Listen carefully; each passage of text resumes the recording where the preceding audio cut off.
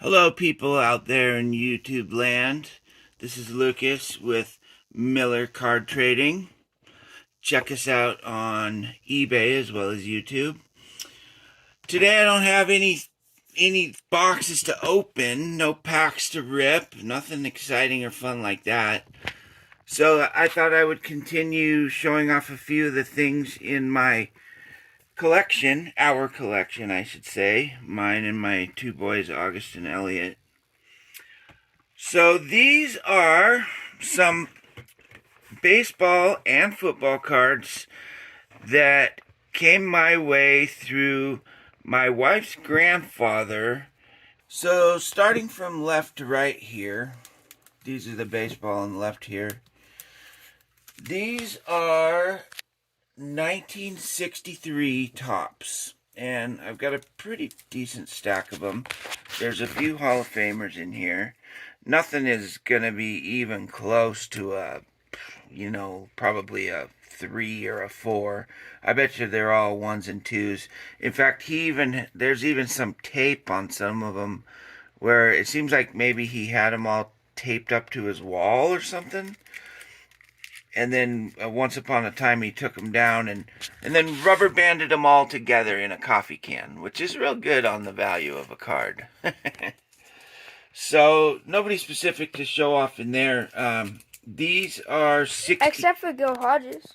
Well, yeah, Gil Hodges on the top, and there's probably a lot of names other people would recognize, but there's no cards in here that I really would want to point out as being particularly valuable.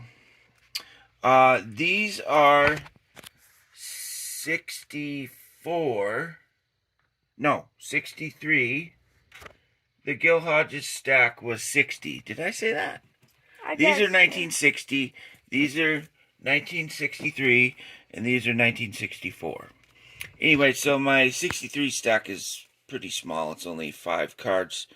There's some, like this strikeout leader one, has some pretty famous guys on it.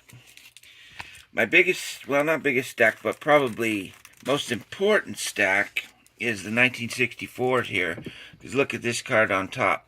Hank Aaron, Willie McCovey, Willie Mays, Orlando Cepeda. Boom! Those guys are awesome. I mean, it's in absolutely terrible shape. It looks like somebody chewed on it over here. It's got tape in the corner, but I don't really care. It's a cool card. It's an excellent card. So I've got a few of these home run and ERA batting leaders, but look, we got Sandy Koufax on there.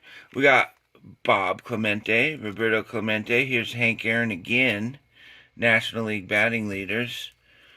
Sandy Koufax again. Whitey Ford. That's a nice one. Yeah, heck yeah. Harmon Killebrew. Yeah. I mean, come on, Bob Allison. Actually, that's excellent. All of these leaders cards I think are great. We have a couple good Harmon Killebrew cards.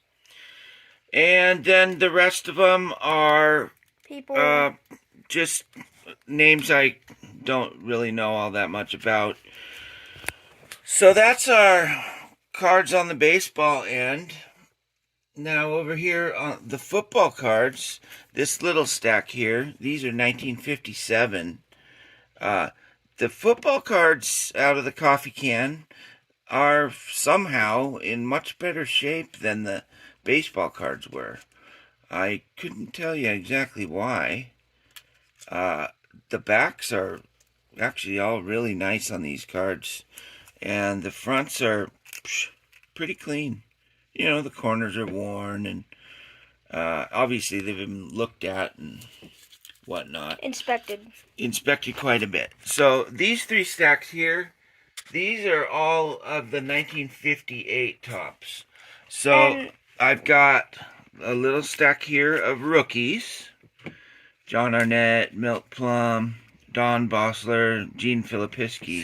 Someone will probably know who some of those people are. And then, believe it or not, this medium-sized stack, this is all Hall of Famers. Excellent. We actually had another Hall of Famer card. It was Johnny Unitas. Yeah, the Johnny Unitas that was in this stack seems to have disappeared. unfortunately. Frank Gifford, he's actually quite famous.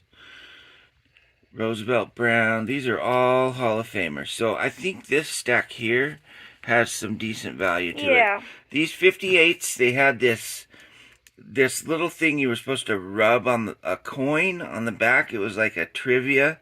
There'd be a question, who made the most ball carrying attempts in one game? And then you'd try to guess it and you'd rub it and the answer would come out.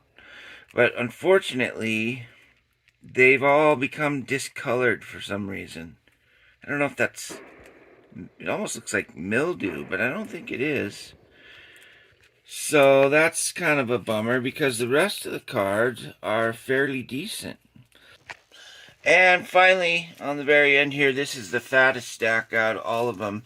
These are your average everyday players from the 1958 set. And there's quite a few of them, which means there's some of them in decent shape, but most of them are worn. Some of the backs are much better, like this one. Oh, here's one where you can actually see the little picture that you could see when you rubbed the coin. That's interesting. So eventually, I believe I will probably list most of these. Not exactly sure though. Oh, and you know what? There was one more card that came with these, and I kept it right here. Take a look at this baby. Jimmy Brown, 1958, rookie, and he's a Hall of Famer. This card, if it was in, really good shape, an 8, a 9, or a 10, is worth hundreds of thousands of dollars. But where it's at right now, it's pretty... We came this close. But honestly, I'm pretty happy with the shape. Look how centered it is. Yeah. Look how, the borders are uniform. The picture is in really good shape. The corners are a little worn out. The worst part of it is this stain. Yeah, the discoloration. That bums me out. The edge on the back you can see is a little worn in the corner. But the front of this card is really beautiful. Impressive. Yeah. So I believe I'm going to send this off and have it graded. Because I think it would be worthwhile. And then we'll probably sell it on eBay. Yeah. Eventually, if we ever get a printer, which is funny, that's all that's holding us up, we are going to list some stuff on eBay. So, don't forget to subscribe, leave a like, and check us out on eBay. Okay, bye.